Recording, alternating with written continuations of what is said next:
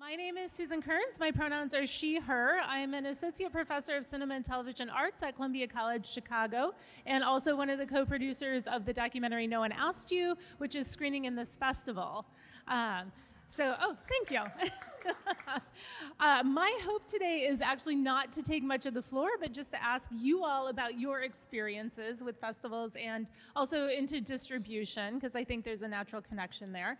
But I would love for you to start just by introducing yourself, your pronouns if you feel comfortable, and maybe what projects you're working on, and also Marquise, if you could talk a little bit about your programming experience, because I think that's a really valuable lens for this as well.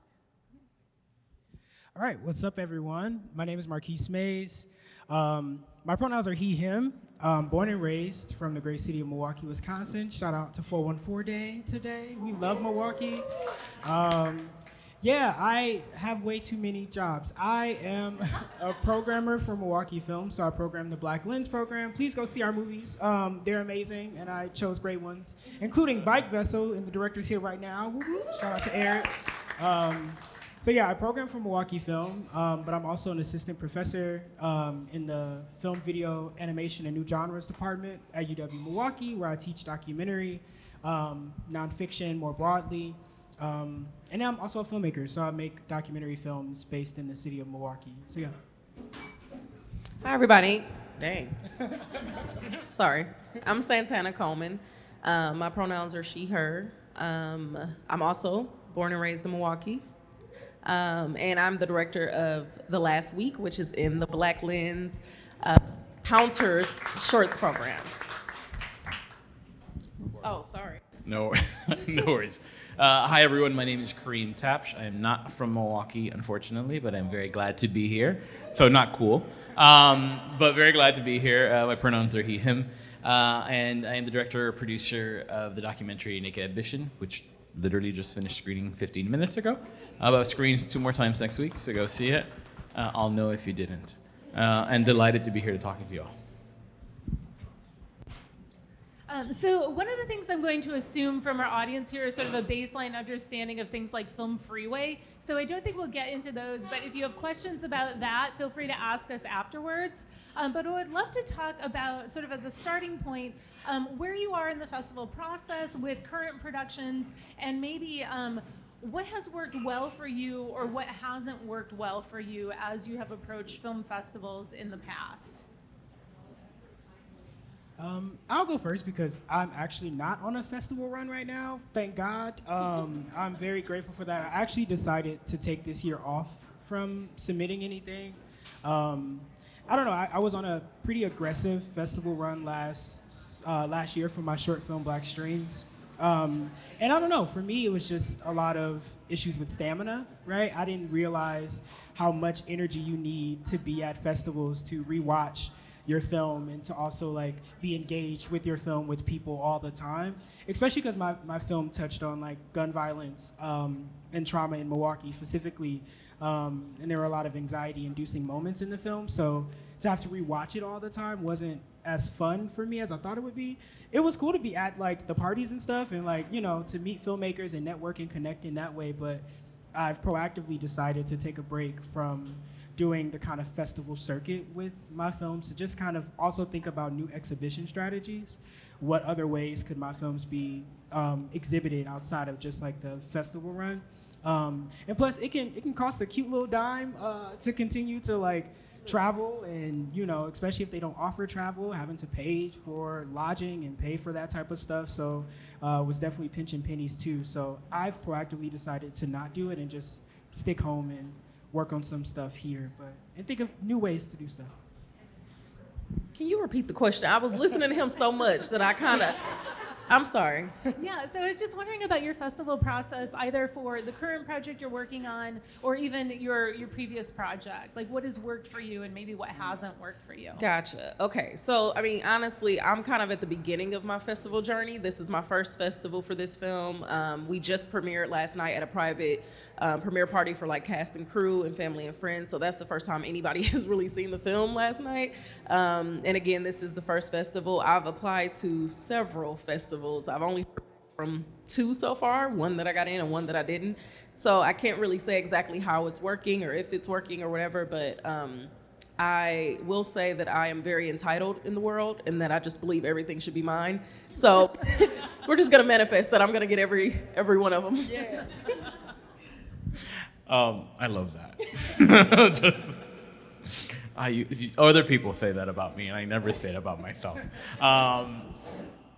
Festival strategy. So I should say that while now I am a director-producer and have a production company based in Miami and Los Angeles, before that I was a co-founder and curator of an indie art house cinema in Miami, Florida, where I'm from, and before that I programmed film festivals. Neither of which I do anymore because it's so much work. This is work too, but I couldn't do both at the same time because my brain is addled and old now. But festival strategy, it's such a weird, it's a big question. It's a weird one. So I'll kind of give a little bit of context. This is my third feature, and I've made 3 other. So this is my 6th film that I've made. What I learned probably with my first feature was it's very expensive to submit to festivals. When I made my first 2 shorts played in Milwaukee, and I remember just doing it with my collaborator at the time and like sitting on the floor of his apartment and submitting to festivals, and then we stood up and we were like, oh my God, we just spent $600. We don't got $600. I mean, it was just like we spent money we didn't have. And so fast forward to today, which is maybe a controversial view at the festival. Now I don't spend any money to submit to film festivals, by and large. I reach out to, I've been very fortunate to have built relationships, but it just kind of comes back to like relationships are a lot about building a sustainable career. And so inevitably you do have to pay some money maybe to some of the large festivals. But even then, I'm just shameless, and I write everybody, and I ask them for a waiver. I'm like, remember me? We met 8 years ago. You didn't like my film, or you did like my film. I have a new one. I'd love to submit it to you. Do you have a waiver? Here's what it's about. And I got like a 70-30 favorable response rate on this one so far. It's not always been that. Other ones, my previous film was successful, and that helped. A little bit of shamelessness goes a very long way. So that's part of my festival strategy. So you just shamelessly tell people it's very expensive and you can't spend the money. And I think a lot of people get that. And everybody wants to champion films and filmmakers. So yeah, it's worth, no's are free. All right, so I'm going to follow up on that because I think you're living the dream right now. Being cheap? Yeah. Yeah, it's a dream. It's a dream. But can you talk about a little bit? We were just talking about your film Mucho Mucho Amor that you made with Netflix, and then that had a festival run. Yeah. And I assume that your bona fides, as it were, has contributed to your ability to reach out to festivals and sort of say like, hey, will you take a chance on my next feature? I'm wondering first if you can talk about maybe does your current film have distribution? It does not. It does not. Okay, that's what I thought, but I wasn't sure. Can you sort of talk about the difference between using a festival when you're looking for distribution versus a festival run once you have distribution, and then potentially also when you made the leap from going through and just like, all right, here's $40 until it was $600 to not doing that anymore?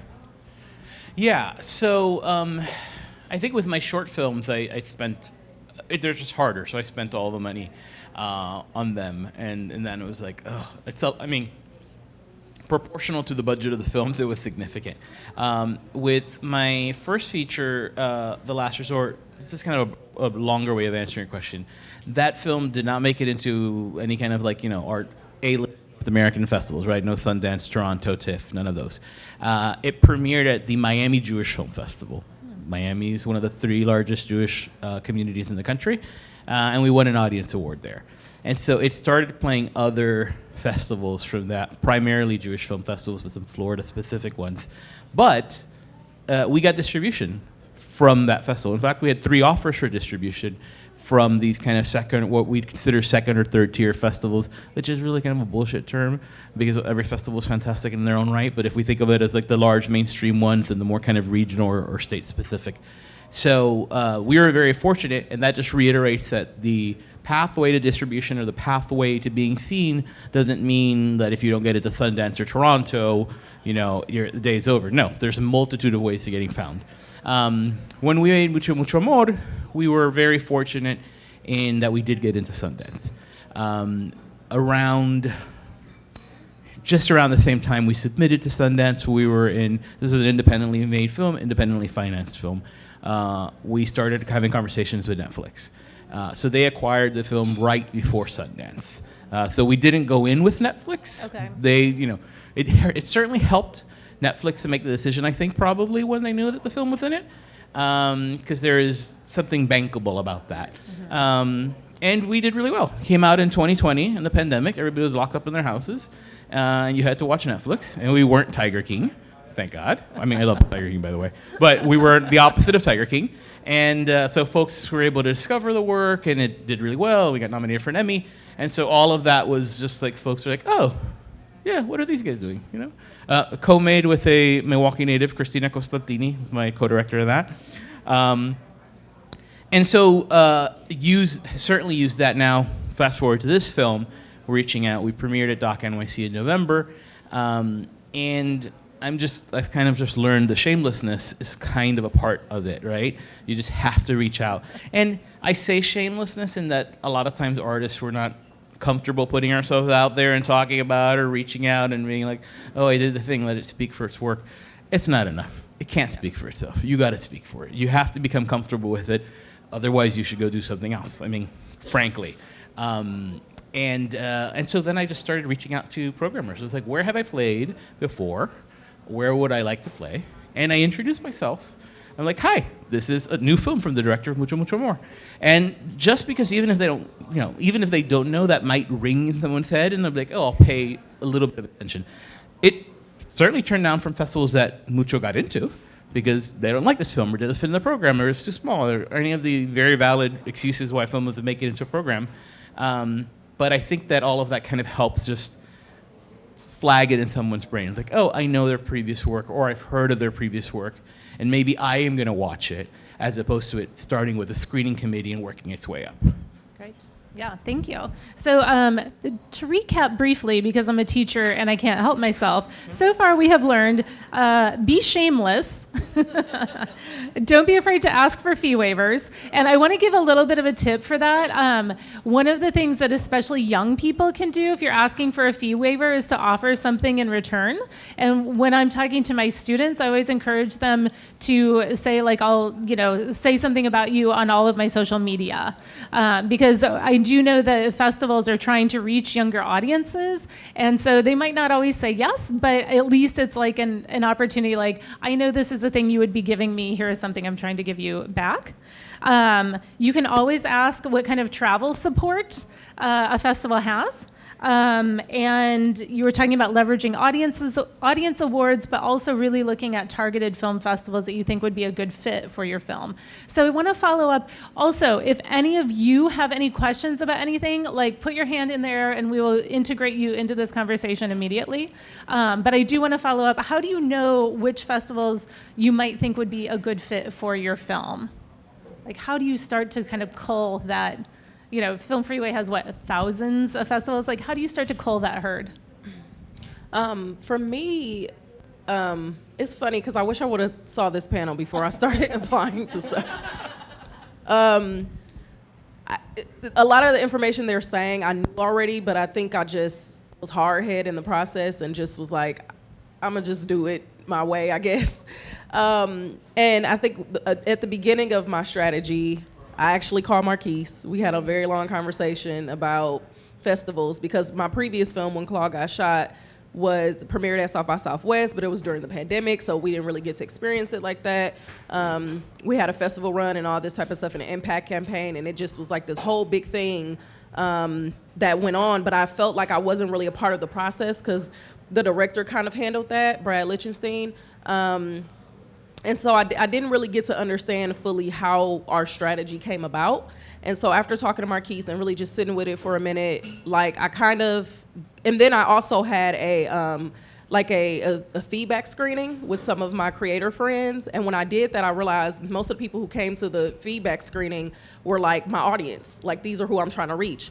And they loved it, they got it, it was so amazing and so affirming. And then I sent it out to a few other filmmaker friends who weren't able to make that screening, but I wanted their feedback. And these are people who just were not really in my target audience. And a lot of them didn't really get it in some ways. And that was a very pivotal moment for me, because it made me realize, like, oh, okay, so I have to target festivals that to have my target audience. My film is about a woman who spends one last week with her boyfriend before he turns himself into prison. And it's a very subtle conversation in the film about black male incarceration. And if you're not familiar with black male incarceration or incarceration in general, you wouldn't really understand what's happening, that he's going to jail until the end. And so a lot of people were trying to tell me to do things in the film that just culturally did not make sense for black people, and then also it didn't make sense for talking about incarceration. And it also didn't make sense for what I wanted for my film sometime. And so obviously we all know as filmmakers, you chew the meat, spit the bones out. And I did that, but it really taught me the lesson of, like, I'm gonna target festivals that are very specific to black people.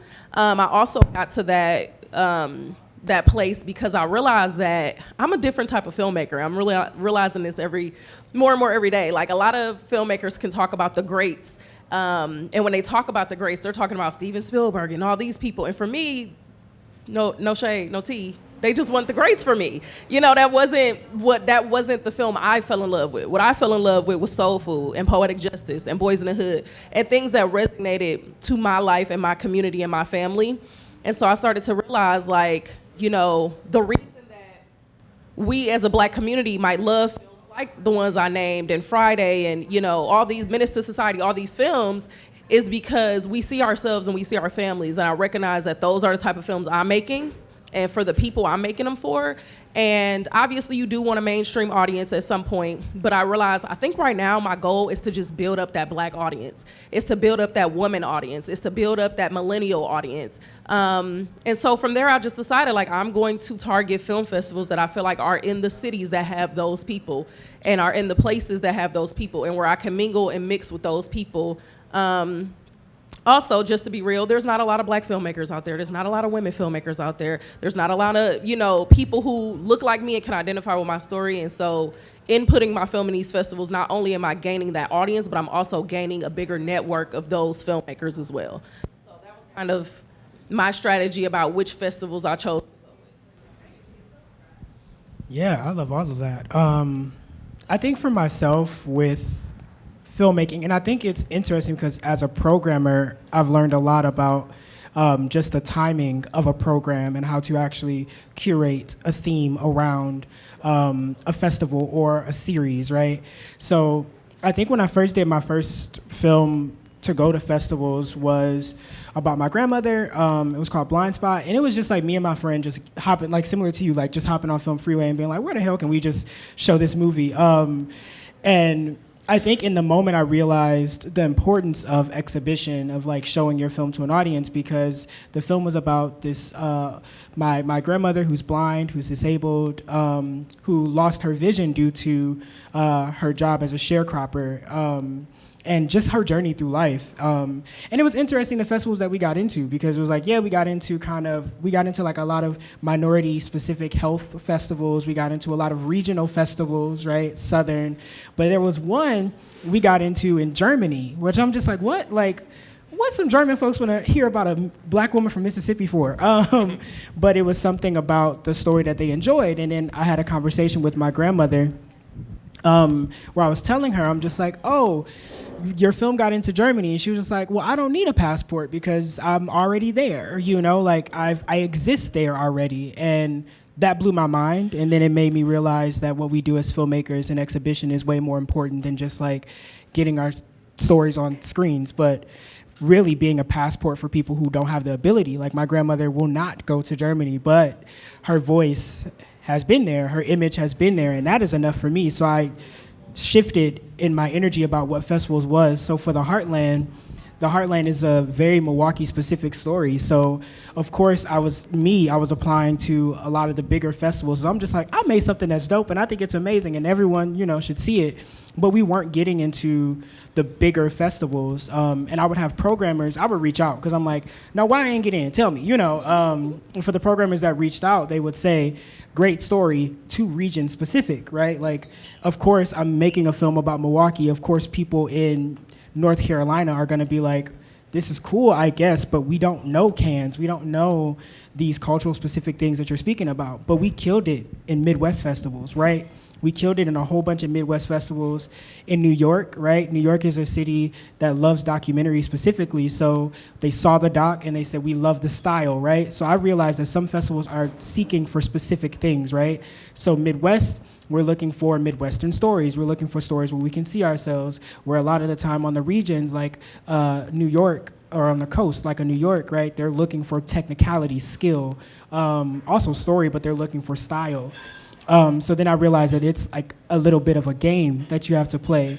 But as a programmer myself, I realized too, for example, the Heartland was 24 minutes. So when you're thinking about a shorts program, a programmer is going to go for a 5 to 10 minute film to fit in a program as opposed to something that's 24 minutes. So that was the detriment, not detriment, but that was something I had to think about for my film, where some programmers are just like, it's amazing, we only got an hour and 30 minutes and we can't give 24 just to you, right?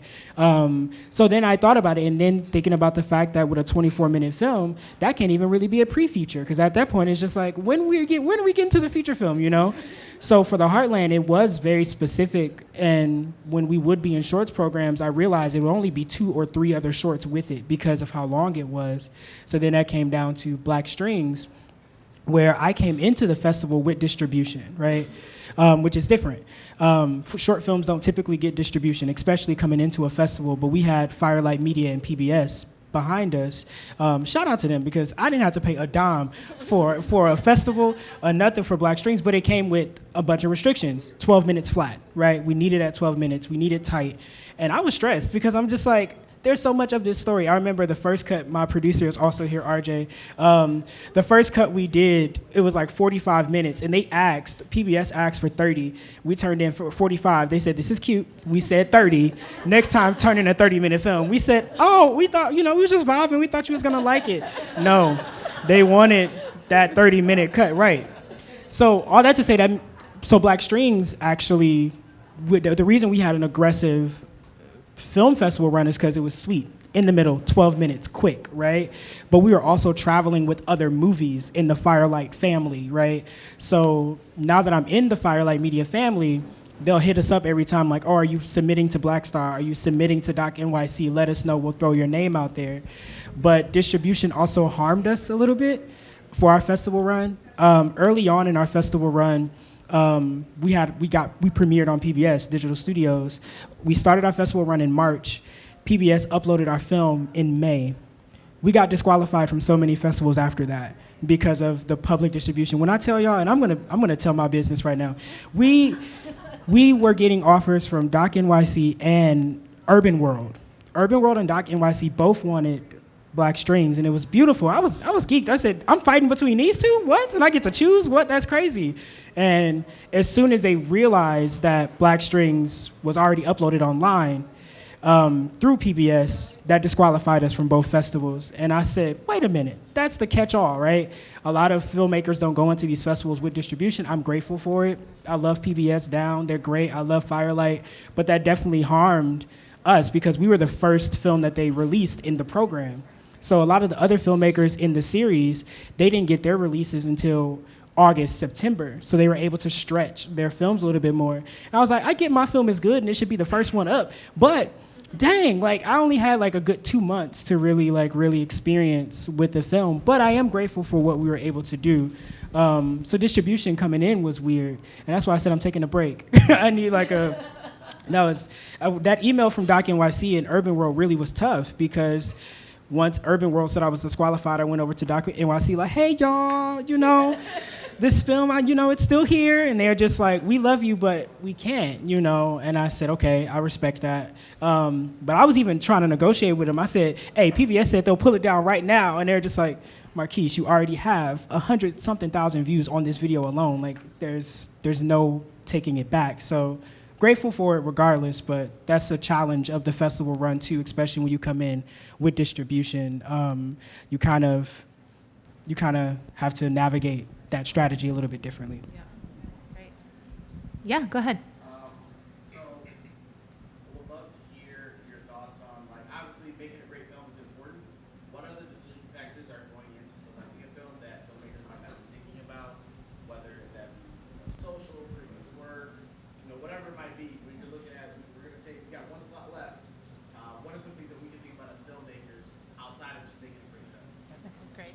So just to repeat, in case not everybody heard it, what other factors might be considered in terms of a film festival run and being programmed, and what can filmmakers be doing outside of just making a great film to be more sort of programmable? So really quick answer to that is, like, I get to know who the programmers are because I need to know their tastes, right? As a programmer, I feel like people be trying to know my taste, or they try to like make stuff. And I tell my students this all the time. My students always try to make work to cater to my taste, and I'm like, please don't do that. But as a programmer, I get a lot of, like, honestly, I get a lot of my ideas and a lot of, like, inspiration from Black Star Film Festival, because Black Star, the way that they program is absolutely phenomenal. And I'm like, always, when I go to Black Star, I'm at every, like, shorts program because I'm trying to figure out how are they actually putting a program together, right? It's not that the shorts program is, oh yeah, these are some great shorts, you're gonna put them, 1, 2, 3, 4, 5, 6. No, they are meticulously placing, like, all right, at the 30-minute mark in this program, we should probably put a 5-minute option so people can breathe a little bit. Or if these genres are so different from one another, we probably shouldn't put, all the horror stuff up front. We should probably spread it out.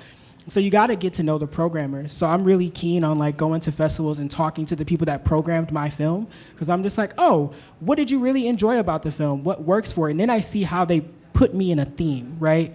So Atlanta Film Festival, specifically, they put Black Strings in a thematic program almost, where it was like artists reckoning with something, artists trying to figure an issue out, right? And then, so I realized that, oh, okay, they're placing Black Strings with a lot of music, right? So we got into a lot of festivals where it's just like music and social justice, right? And things of that nature. So I like to talk to programmers. That's really my main thing. And I try to say, like, why, right? But even when filmmakers ask me as a programmer, like, why did you choose my film? I always have an answer where I'm just like, for example, what's your film? Like, I chose Bike Vessel because my dad also was dealing with health disparities that I'm like, yeah, like, my dad is a Black man who at the age of 66 is disabled, and I saw that in a film. The reason I chose The Last Week is because my brother was incarcerated, right? And I understand the feeling of resentment and sadness when you are preparing for someone to leave in that way. So for me as a programmer, it's just literally what is happening in my world. Thank God my world is expansive enough to include so much, right? That's the goal too, but that's kind of what I do as a programmer when I'm choosing. I would piggyback on what Santana answered a previous question about, like, focusing. It's the smartest thing to do. It's like everything you said. I was like, yep, that's exactly right. Because, like, there's a term somebody said to me the other day. It's like, oh, like, it's a niche film, and then they apologize. I'm like, don't apologize. Niche is fantastic. Niche means I know who to sell it to, and they know who to sell it to, and that's okay, because not every movie gets to be Dune. Or, just the odds are, like, unless you're going to spend gazillion dollars to do it, they're not going to do it. So if niche lets you find the audience, and it's your audience who's going to appreciate it more, who is going to just go out to discover it more, it's great. And there are amazing film festivals, regardless whether we're talking LGBT, whether we're talking Black. I mean, there's across the board, Latino. And so I think that it's almost like, well, what can we do to make the programmers? It's almost like, go into the house that wants to have you there, and there's power to that. And that doesn't mean ignore, but, like, when you're saying, I look at the festivals and I'm like, which ones are festivals that are in cities that have, like, large black populations? And I'm thinking where my work is going to be appreciated. I'm like, yeah, exactly, because it's going to be much harder, whatever, I'm not going to call out any particular city, but it might be much harder to take a Black film to Boston, or you know what I mean, or a gay film to the middle of a, I don't know, somewhere in Nebraska, and so I think that that's super important. But also the what you said about making a 24-minute film, that is the roughest lesson. As a programmer, when I was doing it, I was like, oh, this is a great film. But if I pick this film, I can't show these two other films because I don't have enough time. And the same thing, like a 24-minute film. What kind of if you have a short feature, that has happened in the past. It's like, perfect. I made my features 74 minutes. A 24-minute film could work with that. But then they thematically have to work because you're not going to show a film about what one thing or another. And so it's rough. It's also a little bit of a dance that the programmers have to make. Yeah. Yeah. To add to that too, if your film doesn't get in, remember these things, because there's so many amazing films that do not get programmed because they're 2 minutes too long, or because they don't quite thematically fit, or because there's already another film that's also great with that same theme in that program. So yeah. Other questions? Yes. Can you talk about what you were just discussing in the context of sales agents and your relationship with them, and both as a programmer and as a filmmaker? So the question was talking about working with sales agents, both as programmers and as filmmakers. I am grateful that at Milwaukee Film, I have a lovely programming director boss named Kirsten who handles sales agents, because I cannot. Because it's interesting as a programmer, because also, right, when you're dealing with sales agents or when you're dealing with people who are trying to sell a film, it's really hard. There's also so many films as a programmer that I cannot get because they're weighing, for example, premiere status is a huge thing, right? I may want to film, but if that film has premiered somewhere else, or they may be weighing it out. For example, the sales agent is making the decision, would it be smarter to premiere at Milwaukee, or would it be smarter to premiere at Cleveland? Would it be smarter to premiere, they're trying to figure out premiere status. So with a sales agent, it is from a programming stance, I'm trying to convince them that I promise you we have an audience. I promise you we have people that are going to come watch this movie. But at the same time, a place like the Milwaukee Film Festival, there are community members here. There's not sales agents here, right? So a filmmaker may say, I love Milwaukee, but I'm going to pass Milwaukee so that I can go to a Doc NYC, or that I can premiere at a Tribeca instead, because then I have a better opportunity to get distribution, right? So as a programmer, it sucks because sometimes we're playing the game, especially in a city like Milwaukee, trying to convince people. So I'm grateful that filmmakers end up loving Milwaukee because they come back to Milwaukee, right? Because they're just oh yeah, that was a great festival. We'll always come back there for community, period, right? So I'm grateful that we have that type of reputation. But as a programmer, it is a dance that I have to play with them sometimes. And that's why I say, Kirsten, here, please. Because I get stressed out, especially fighting over films that I think are worthy. But sometimes it's out of our hands where they're just we can't, So that's kind of my experience with programming. Yeah, it's a necessary evil. But it's also not an evil. I mean, somebody needs to sell your movie. The premiere thing is a big deal, and unfortunately, it's just the way of the world. I mean, I take it I'm not gonna change the business. I'm just gonna do the business, make the movies, make the money, and keep doing the next one. Because I'm not gonna be able to reinvent the wheel with my one little film. Because they can't do it with the big films, and let alone I'm gonna do it. But you just kind of have to be realistic. So if your film has kind of already had its world premiere, its launch, I think that's the difficult place. If it hasn't had a big premiere, that's when it becomes super frustrating, because then you're trying to fight for a movie you really, really want. And as a filmmaker, you're I really want to play this festival, and somebody's telling you, yeah, but you might get into South by Southwest. And if you get into South by Southwest, it's X percentage more likely that you are going to sell your film. Because you could look it up, IndieWire has covered it across the years, and just the likelihood of getting distribution is better when you're at these top tier festivals, and so that's it's a pain in the ass. Yeah, I get it. But at the flip side, I love the fact that I have somebody out there selling the movie. With Mucho Mucho More, we did work with Cinetic Media. They're fantastic. They helped us sell the movie. We're now represented by WME, and so they take out all of our projects for us. And it's great, because then I just get to talk about how wonderful I love the movie and why I did it, and it's wonderful. And then somebody else goes to talk to them about money. And they take part of my money, but I'm happy to give it to them. Because it's like, yeah, you do all that miserable work. You be the jerk. I'll be nice. And, and we'll, somebody will sell the movie, or we won't sell the movie, whatever, because you don't know. So from the filmmaker perspective, I think that the sales agent or an agent or anyone is very, very helpful process. But you have to, the other reality is that it's a symbiotic relationship. They eat when you eat, right? So they're gonna want to do the thing that's gonna best position the film to get the most amount of money, and they are motivated. I'm sure. I mean, they champion movies. Nobody really, unless they're like, unscrupulous, takes movies that they can't sell, because what's the point? But they're gonna say, oh yeah, I get it. You really want to play at your hometown festival, or that may be. But if we hold out, you play somewhere else. And then the only other thing I would say, festival-wise, is you could negotiate with the festivals.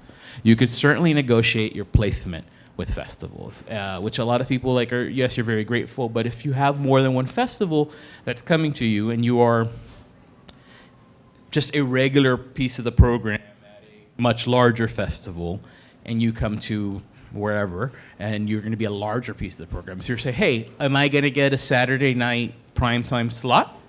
Yeah, or is it not opening or closing? Okay, great. So where are you going to put me versus where I might get at Doc NYC or wherever? And I think that kind of should help you make a decision, and it's perfectly reasonable to ask. And everyone's used to not asking, just being grateful. I think just ask. Entitled, Santana's just changed my life today. But just seriously, you just go say, hey, if we can get this kind of slot, we'd be happy to. And if not, get it, and you make your decisions from there. I have one thing to add to that too, because with Black Strings, we had an issue in Minnesota, right? So we got into the Minnesota film festival, and that was great. But then we also got into the Minneapolis St. Paul International Film Festival. And I remember Firelight coming up to me. I said, oh, we got into both. They're around the same time, and Firelight was like, you have to pull out of one of these festivals. And I'm like, what? Why? I want to do both. And they said because you have to also think about award eligibility and the possibility of winning something too. And premiere status. Again, it comes down to premiere status. So the Minnesota Film Festival was a week or two before Minneapolis St. Paul International Film Festival.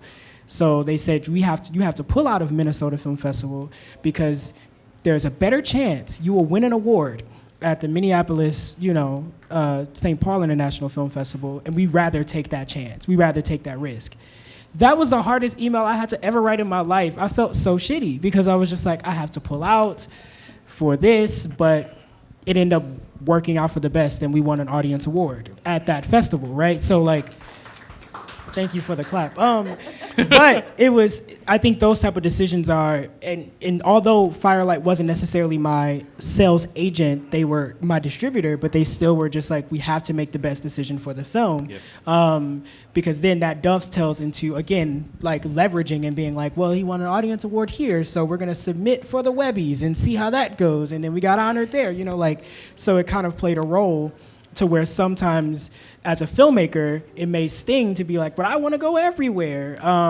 But it makes it better when you have to be strategic to say, which one is the bigger festival? Which one do I have a bigger chance of really pulling out? And it made sense because the Minnesota Film Festival is more broad, more larger, where the Minneapolis St. Paul is more urban, right? It's more inner city focused too. So I'm there's my audience, like Santana said, and it made the best decision. I don't have an opinion on the sales thing because I'm not there yet. But I did want to kind of comment on a little bit about the big festival versus the, I don't want to say small, but the premiere status thing. This is my premiere, Milwaukee Film Festival.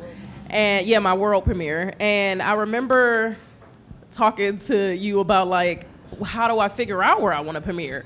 And I think for me, it was definitely everything I just got done saying about like my black audience and things like that, and I really, really, really wanted American Black Film Festival, and I still do really want it, and I'm gonna get it because I'm entitled.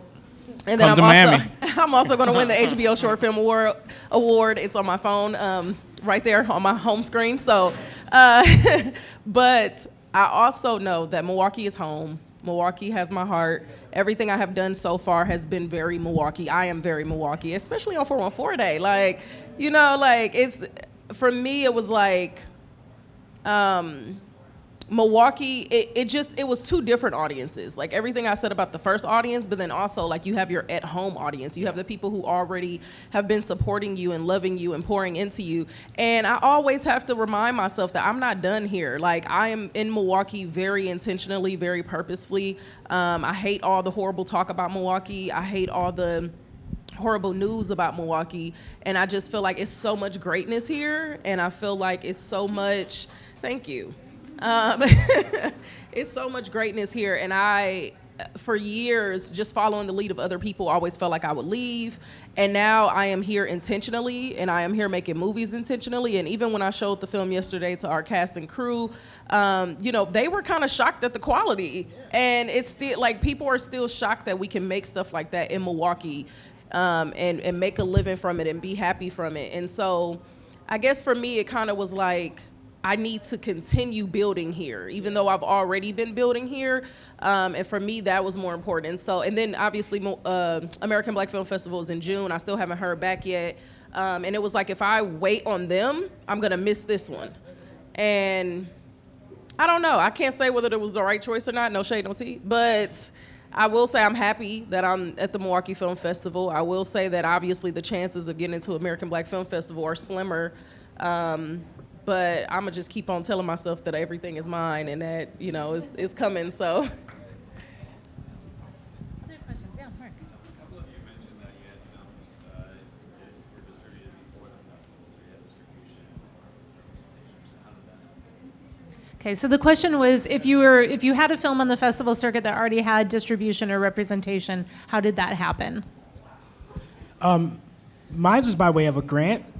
So Firelight Media put out like a call for short films based in the Midwest. I got the grant, and with the grant, it came in built-in support and distribution with PBS. So we were signing on for them to get rights of the film. So that is like a twofold thing where I then say, all right, I am giving this to you, right? Even before it's finished. So they have a lot. So they were there heavy in like the editing, the cuts. They have a lot of minute decisions play a role. So that was like the agreement of the grant that I got with Firelight Media. I don't have one for this film, but for my other film, When Claw Got Shot, we did have also a PBS. It was also a grant with ITVS and then a partnership or a distribution deal with PBS. So I think really it went the same way. But also Brad Lichtenstein, the director, had just an amazing relationship with PBS already, and a lot of his films premieres on PBS. So just that relationship of like up here, like kind of like what you said, I'm working on something else. Every time he's working on something else, obviously he's going back and like, you know, having those conversations. So that was really great for us as well. Yeah, listen, distribution is hard. More likely than not, your movie won't get distributed. It's just, you have to be comfortable with that. The fact that it gets seen by an audience and enjoyed or hated, like whatever, that it evokes some sort of feelings from people is gonna have to be the reward, because the stats are just work against us. So this film, A Naked Ambition, is a project that we've been working on for over a decade. It started without me. I got involved like 6 years ago. It's just a really kind of long project because our subject died, and then the pandemic, and you know, and it was a pain in the butt every step of the way, but it's worth it. So this one was a little different, but how did distribution happen? With my, it's again about leveraging relationships and being a little shameless and not feeling bad about knocking on the door. So when I made my first feature, The Last Resort, it won an award at the Miami Jewish Film Festival, and there are distributors who lean into the niche and are like, a Jewish film, I know how to sell that, and there's, so we had 3 or 4 people come around, but then I had relationships because I used to both program festivals and I was still running a movie theater at the same time. So the same distributors that I was booking their films, I was like, hey, I would love to talk to your acquisitions person. But in that case, it happened quite organically, and we got 3 offers, and we went with Kino Lorber, and they were great, and they put the film out for us, and it did really, really well for them. We were like in theaters in South Florida for 3 months, and we played in New York for a month, and all that stuff that I've also learned to repeat when I talk about the film, because people want to know that kind of thing, so that they're like, oh, okay, so your movies make money, because everybody at the end of the day, they're interested in making money. It's helpful to kind of contextualize that stuff, and it's helpful to tell the whoever you're talking to as far as distribution that you know who the audience for is. Be realistic. When you say it's for everybody, it's not. It's never for everybody. You have to know who to sell it to, and so when you say that, I think folks recognize that. In the case of Mucho Mucho Amor, we had deficit finance part of it. We had a very small grant at the beginning to kind of do some shooting. And we went out and took investment, and we didn't pay ourselves for 3 years, but I had a day job at that point, so it was okay. It wasn't great, but it was okay. And then we had a sales agent, and they helped us go in and start talking to folks. And Netflix acquired it right before Sundance, but we purposely didn't announce it until we were at Sundance. So it's a little bit of kind of just like, there's a little bit of, there's a little bit of a magic trick to it all that you have to kind of be able to lean in on that. And on this one, we are just having early conversations with distributors now. My agents are talking to folks, and I hope it gets sold, but I don't know if it will. It's just it kind of goes with the flow. Also to add, by happen chance, really, it just happens randomly. I was gonna say a couple things to both of those. Like, the first is that every city, state has a PBS or like a local broadcast, right? Like, I always am like interested in talking to Milwaukee PBS about stuff, right? Like, so if I have a film that I've done, hey, could you screen it, right? So for Black Strings, like Milwaukee PBS always was like, let's do an interview, let's talk about it, let's screen it for Milwaukee PBS. So that was like a great way to, if I didn't get distribution, that would have been a great way to do it. But another thing is show your film outside of just film festivals, right? Like, I think there are so many beautiful, more exhibition strategies that could lead to something. For the Heartland, I was in schools a lot, where I'm just like, I want to go to colleges, I want to go to high schools, I went to juvie, like I went anywhere with this film to show people the film.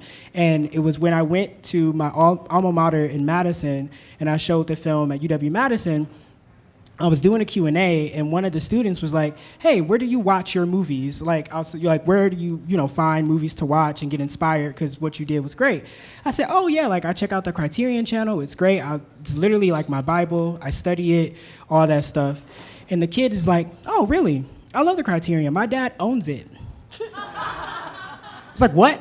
So then I was just like, what? He was just like, yeah, my dad owns it. Like, it's really cool. I love it. I'm like, okay, great. Nepotism is crazy. So then I basically. But also, let's be friends. Literally, I was just like, hey, what you doing? Hey, my new bestie, what's going on? So then I randomly got an email like a month later from the CEO of Criterion, where he was just like, my son won't stop talking about this movie. Can I watch it? And I said, hell yeah, you can watch it. You can watch whatever you want to watch. So I sent it to him literally like a minute after that. He watched it, and then he was like, can we get on a call? I got on a call.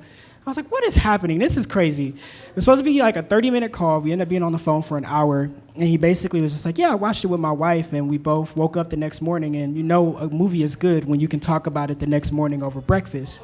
He was like, we were talking about it over breakfast, and he was like, where are you at in your festival run? I was like, I'm just starting, but if you want this, I'll give it to you. He said, no. Finish your run, finish your festival run. We'll talk later. And I'm like, oh my gosh, I done said something, I done blew it. I didn't think he was ever gonna hit me back up. We finished our festival run. It was good. We got some jury awards. We were here so it was great. But then 4 months after that, got the call, are you done? I was like, yeah. There's like, we want it, we want to acquire it. So sometimes it's literally by getting out of the festival run too, getting out of the festival circuit and just showing it in other places that aren't designed for selling, right? That's just designed for sharing. And who knows, the CEO of Criterion, his son may just be in the goddamn room. So that happened from that. So it's always by happen chance too. And sometimes you could get paid for I should just say you got paid to go on screen. So that's the other route. Like because, and I keep talking about money because as artists, we all have to live somewhere. And yeah, that's a different route. Education is a route. You get paid for schools. It's a whole other revenue stream that could come from that. And then a lot of time it's a lot of work. You could do it yourself, or you're the distributor who does like educational stuff.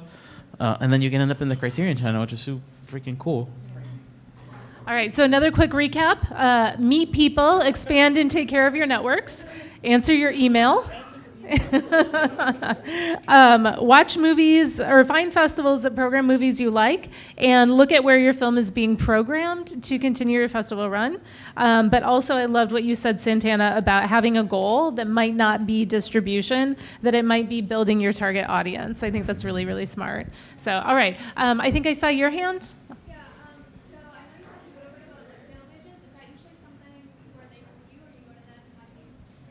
All right, so how do you find, and I'll also say, how do you vet a sales agent? Because there are also kind of sketchy sales agents out there as well. Yeah.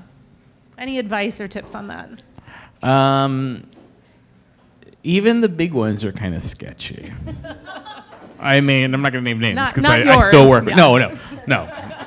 My agents, William Morris, are very, very lovely. But sales agents. So, long story short, usually, more often than not, usually you go to them. Depending where your film premieres, and we talk a lot, everybody's talking about premiere because it's so important. So, depending where your film premieres, if there's no information about a rep there, you will get random emails and calls. Sometimes you'll still get random emails and calls, even if there are. But there's a handful of really well-known kind of sales agents in the U.S. Cinetic and Submarine are probably two of the larger ones. And then all the kind of big Hollywood agencies will have sometimes just like a specific sales agent wing. Those are kind of harder. Sometimes they will just do that for clients. So CAA, WME, UTA. But it's worth reaching out. And honestly, the best thing to do is just to look at who's repping similar movies. Again, always be realistic, like what your film is and what it could be. But just reaching out to folks, particularly if you've premiered somewhere, you've made a little bit of noise, and you're able to be, hey, this is my movie. Were you interested in taking a look? Oftentimes, like the reputable folks will look at your film if they think that's just if it's marketable, because again, they are incentivized by selling it and making money, and they want to. They will only take on films that they think that they can deliver for, because that's how they're going to keep the lights on. But it's worth.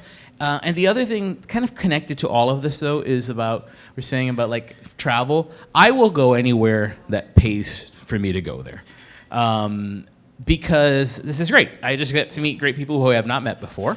And who knows what's going to come of that conversation, whether it's Criterion Son in the audience or filmmakers you might work with in the future, or you will just get to know from being on the circuit, and you build those kind of networks. And that's the same thing with sales agents, and the same things with just kind of representations or distributors, right? Sometimes you don't need the sales agents. Sometimes you'll have a distributor that comes right up to you and say, this is a great film, I'd love to put it out there. And you meet them by being out there and by going to the festivals. So the relationship building part of it, it's annoying, to be honest with you. If you're not the kind of person who wants to network all the time and talk, all of this is really exhausting. But it's so important. And ultimately, you're in a room or in an environment with people who love movies. And that part is the fun part. Yeah, and Bridget, do we have time for one more question? Okay, perfect. Last question, Joanne.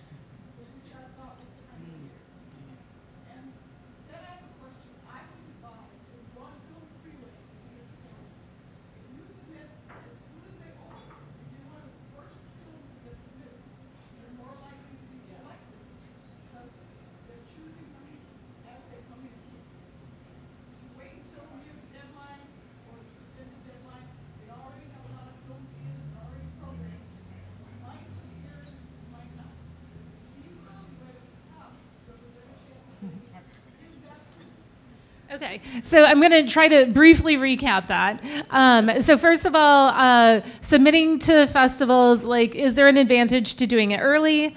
The second part, if you're offered educational screenings instead of like main sort of screening times, programming times, I guess the question is like, what do you think of that? What do you make of that? Or maybe how do you leverage that? And then also your question about regionality, yeah. Yeah. The first one for me as a programmer, to be honest, I'm so bad because I don't look at anything until it's actually like closed. So like I'm like, for me, I think and it depends on the festival, but right, we have like screening committees that before it even gets to me, it kind of gets distributed to like, hey, Marquise, here's some stuff. For me, I don't even know who submitted early on. I just have like a batch of films that as a programmer, it is just my responsibility to make sure that I watch every single thing. I don't necessarily have the time or dates. I just know that some days I wake up and there are 3 more added, there are 4 more added. But I personally wait until like I have like time, but I wait until it's like closer to the deadline before I really start. So I don't open it up until it's like a couple weeks, a month left, and then I'm like taking my time to like really look through everything. Also, I just procrastinate when watching movies. Watching movies is hard, like, and then watching them all the time is crazy. So that's what personally I do. As far as like regional, it has to think about the type of film too, right? I think Milwaukee specifically is like, I don't know, I'm trying to think about the Midwest overall as like a genre. What type of things do we like herald as like super important? But as far as like this question about like why I got in somewhere else, I also think about theme of the film, theme of the festival overall again, like what is it that they're really tackling? For example, like in the Black Lens program this year, I recognized that the program I was building was centered around this idea of like reckoning, right? Like who are we? We are reckoning with something within the Black community, whether it be our identity or our health or a loss or grief, like we're reckoning always with something.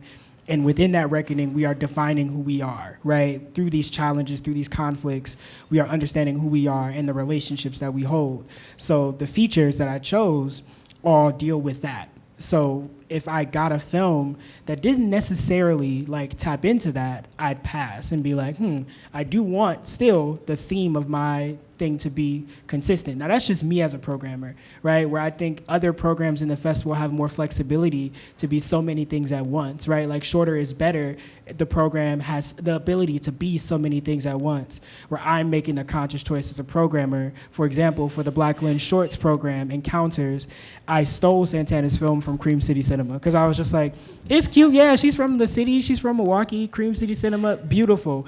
I want The Last Week in Black Lens Shorts because I also think it's important for Santana to be with all these other national filmmakers too and get that opportunity to have her film like sit with the big dogs too because it deserves to be up there, right? So that's also what I'm thinking about, like who are the underdogs in the category, who are the people that are often unseen in the program, and that's kind of who I base my programming methods off of.